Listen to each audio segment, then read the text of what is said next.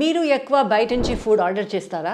Food delivery apps ఎక్కువ use చేస్తారా? ఏదైనా ఉండొచ్చు, స్విగ్గీ, జొమాటో ఏదైనా ఉండొచ్చు. కానీ మీరు ఆర్డర్ చేసినప్పుడు జనరల్గా మీరు ఎట్లాంటి ఫుడ్స్ తీసుకుంటున్నారో ఆలోచన చేయరు. జస్ట్ జనరల్గా మీ మూడ్ ఎట్లా ఉందో అట్లాంటి మీరు ఫుడ్స్ ఆర్డర్ చేస్తారు. ఫర్ ఎగ్జాంపుల్, మనకి ఎక్కువ ఆకలి ఉంటే we will not eat healthy food కదా. మీరు సలాడ్ తింటారా? కాదు కదా.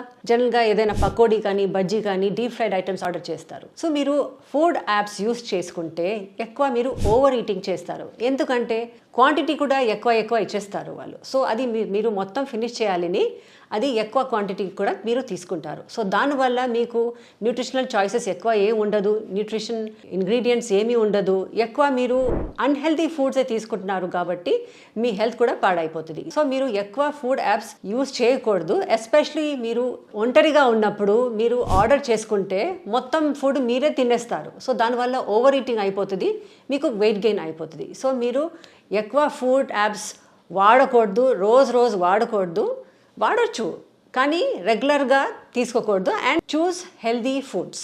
అది మీరు కొంచెం కంట్రోల్ చేయాలి, ఎట్లాంటి ఫుడ్స్ మీరు ఆర్డర్ చేస్తాను కాబట్టి. లేకపోతే మీరు ఇదే వాడుతూనే ఉంటే మీ హెల్త్ కూడా పాడైపోతుంది. దానివల్ల మీకు వేరే హెల్త్ ప్రాబ్లమ్స్ కూడా రావచ్చు, like obesity, heart disorders, diabetes, ఇట్లాంటి ప్రాబ్లమ్స్ కూడా రావచ్చు.